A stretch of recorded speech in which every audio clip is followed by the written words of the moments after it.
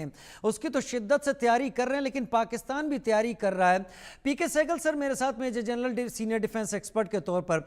Sir, जो जो information आ रही है कि करीब 500 के करीब पाकिस्तानी आर्मी के प्रेजेंट जो मैन इन यूनिफॉर्म थे उन्होंने बलूचिस्तान में सरेंडर किया है, और एक ट्रेंड है जो बढ़ता जा रहा है, एक फियर के तौर पर जो रिटायरमेंट का एक ट्रेंड चला है पाकिस्तान आर्मी में।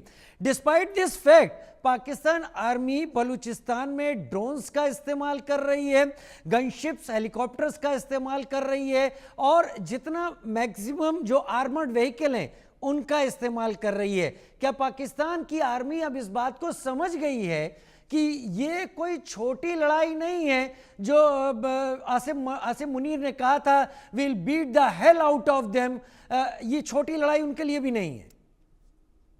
देखो, हम आसिफ मुनीर को जलादी जरूर कह सकते हैं, जो मर्जी कह सकते हैं, ये जंग जो है स्ट्रेटजी से जीती जाएगी, ना के इमोशन से। पाकिस्तान की आर्मी बहुत बड़े पैमाने पर बलूचिस्तान के ऊपर हमला करेगी। अगर 10,000, 15,000, 20,000 पाकिस्तान के सैनिक मारे जाते हैं, उनको कोई फिक्र नहीं पड़ेगा।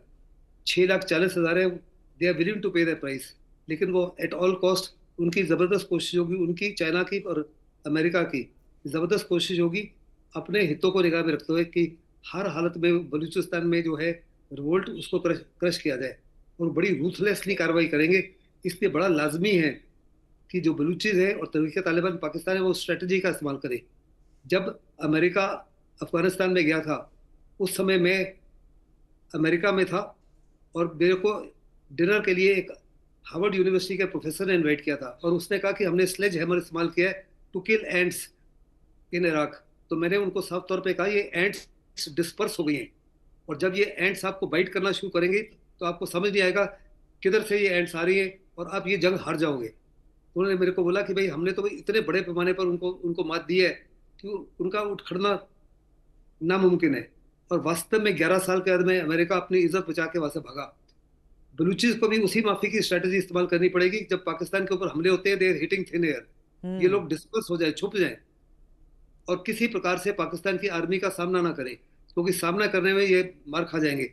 इनकी सबसे बड़ी जीत होगी कि they have to bide for time, they have to bide for time. छोटी मोटी घटनाएं जो रोज 8, 10, 15, 20 करते जाए, जिससे पाकिस्तान की आर्मी को नुकसान इतना पहुंचाए, और उनको ये समझ नहीं आया कि किधर से और क्यों, किस प्रकार से हमले हो रहे हैं। पता नहीं क्यों मेजर जनरल पीके सहगल, मुझे ऐसा लग रहा है कि पिछले दिनों में जो बलूचिस्तान के बीएलए ने जो एक्शन किए हैं, खास तौर पर बलूचिस्तान में जो पाकिस्तानी आर्मी कॉन्वॉय के ऊपर, वो एक ट्रेंड मिलिट्री सपोर्ट के साथ हुए हैं, और इसीलिए बीएलए अब उस एक्सपर्टीज के नजदीक पहुंच गया लगता है मुझे। आप बिल्कुल सही कह रहे हैं। वो सारे के सारे जितने ये कॉन्वेज के ऊपर हमला करते हैं, बहुत बड़े पैमाने पर घात लगा के हमला कर रहे हैं।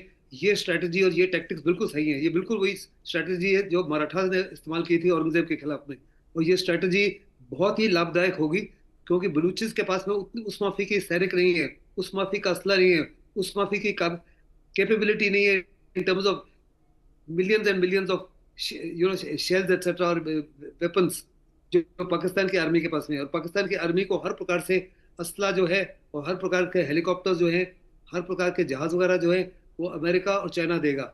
उनकी जबरदस्त कोशिश होगी कि किसी प्रकार से बलूचिस्तान पाकिस्तान से अलग ना हो, क्योंकि पाकिस्तान के हित में नहीं है, चाइना के हित में नहीं है, अमेरिका। क्या सर अमेरिका चाइना बलूचिस्तान के मसले पर एक साथ आ सकते हैं? वैसे तो आंखें दिखाते हैं। वास्तव में अमेरिका, चाइना और पाकिस्तान जो है एकजुट हो चुके हैं। ऐसे में बड़े बड़े पैमाने पर जितने भी वहां फोर्सेस हैं, बलूचिस्तान में अनेकों प्रकार की फोर्सेस हैं, बीएलए है, बीएलएफ है, बट और भी कई छोटे छोटे गुट हैं। इन सबको एकजुट होना पड़ेगा। इनको साथ ही साथ समझौता करना पड़ेगा सिंध लिबरेशन आर्मी के साथ में भी। सिंध लिबरेशन आर्मी भी है। पीओके में गिलगिट बाल्टिस्तान में भी लोग बड़े खिलाफ है आसिम मुनीर के। साउथ पंजाब, इन सबको एकजुट करना पड़ेगा, ताकि पाकिस्तान की आर्मी को वास्तव में किसी प्रकार की मूवमेंट करना, चाहे वो सिंध में हो, चाहे पीओके में हो, चाहे बलूचिस्तान में हो, चाहे तरीके तालिबान, उनकी जो मूवमेंट है, किसी प्रकार से मूवमेंट सक्सीड नहीं हो सकती। खास करके रात के समय जो भी मूवमेंट होती है, उसको घात लगा के हर दिन नुकसान पहुंचाए, जितने बड़े पर नुकसान पहुंचाएंगे वही उनके हित में होगा। और डे टाइम में जस्ट डिस्पर्स हो जाए कि पाकिस्तान की जितनी मर्जी सैटेलाइट इस्तेमाल कर लें, जितने मर्जी ड्रोन इस्तेमाल कर लें, वो इनको ढूंढ ना सके ये है कहाँ।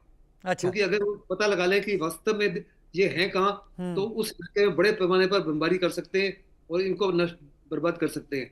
ऐसे में इनकी सबसे बड़ी इंपॉर्टेंट स्ट्रेटेजी जो है, hit and run, hit and run, hit and run.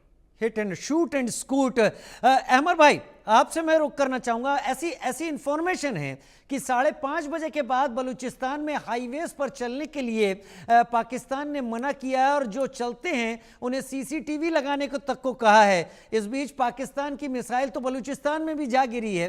खैर, पाकिस्तान के ये ऑर्डर्स कैसे चलेंगे? इनके कुछ लोग जो है ना, जो पार्लियामेंट में बैठे हैं, जो जो इन्होंने जाली तौर पे पार्लियामेंट में लाया है, ये लोग जो हैं हमारे जो आज़ादी फ्रीडम फाइटर्स हैं, उनके आगे आके हाथ जोड़ते हैं कि भैया हमें आप मेहरबानी करके नुकसान ना पहुंचाएं। हम बहुत मजबूरी के तहत जो है हम इनके असेंबलियों में बैठे हुए हैं, हमारी आप जान बख्शे, हमें हाथ ना लगाएं। समझ रहे? क्योंकि देखिए, ये सारे इलाके में तो ये हमारे फ्रीडम फाइटर्स का गलबा है, इसमें कोई शक नहीं है। ये 3-4 घंटे जो है दिन के इसमें फौजियों की चलती है, बाकी टाइम में जो है ये हमारे फ्रीडम फाइटर्स का गलबा है पूरे बलूचिस्तान में, हर एक डिस्ट्रिक्ट में जहां पर भी बलोच हैं। ये हमारा बिल्कुल, हम जो है बिल्कुल फतेह के से हम ज्यादा दूर नहीं हैं। ठीक है कि इनके पास बहुत हथियार हैं, इनके पास बहुत कुछ है, ये हमें हमारे पास भी कोई आजादी का टाइम टेबल नहीं है, लेकिन हमें ये यकीन है पुख्ता कि फतह हमारी होगी। एक कहानी है अमर भाई, एक कहानी है। जी। उसमें कहा जाता है कि एक माँ ने अपने बच्चे को गरम गरम खीर खाने के लिए दे दी और उस बच्चे ने बीच में से खाने की कोशिश की तो माँ ने उसको डांटते हुए कहा, किनारे से धीरे धीरे खाना शुरू करो, बड़ी जल्दी पूरी खीर खा लोगे। तो आप लोग भी मेजर जनरल पीके सहगल जो कह रहे थे, बीएलए भी इसी स्ट्रेटेजी पर काम कर रहा है क्या? जी बिल्कुल बिल्कुल। देखें, हम इनको जो है ना 1000 कट लगा रहे हैं, हम इनको 1000 कट, जैसे आपने देखा कि मकनातीस वाला इस्तेमाल हो रहा है हमारे, हम जो है ये भाग नहीं सकते, मुसीबत ही है। ये आ तो गए बलूचिस्तान में अपने कॉन्करर मेंटेलिटी के साथ। आप कैसे कॉन्करर हो सकते हैं? आप तो हमेशा से अंग्रेज के गुलाम रहे हैं, आप तो अंग्रेज के जो है स्लेव रहे हैं। आपका आज भी चाइना अब्बा है और अमेरिका आपका मामा है। आप कहां से हमारे ऊपर आके ज्यादा दिन हुक्मरानी कर सकते हैं? देखे राजीव भाई, ये है कि इनको आदाब हुक्मरानी भी नहीं आती है। हुक्मरानी के भी कुछ आदाब होते हैं। ये फौज गुलामाना फौज है पाकिस्तान का, ये कैसे हुक्मरानी कर सकती है? आप देख ले कि अपने मुल्क को जो है, ये हमसे कह रहे हैं भाई आप अपने मुल्क को सबसे ज्यादा तो खुद नुकसान दे रहे हैं, जब आपने अपने प्राइम मिनिस्टर को जेल में डाला हुआ है और जो जमहूरियत मांगते हैं पंजाब में, आप उनको 10-10, 20-20 साल कैद में भेज देते हैं। तो ये आप कर रहे हैं ना। हम तो सिर्फ अपने मुल्क के ऊपर, अपने इलाके में अपने हम आजादी चाह रहे हैं। आपने तो पूरे पंजाब को भी गुलाम बनाया हुआ है।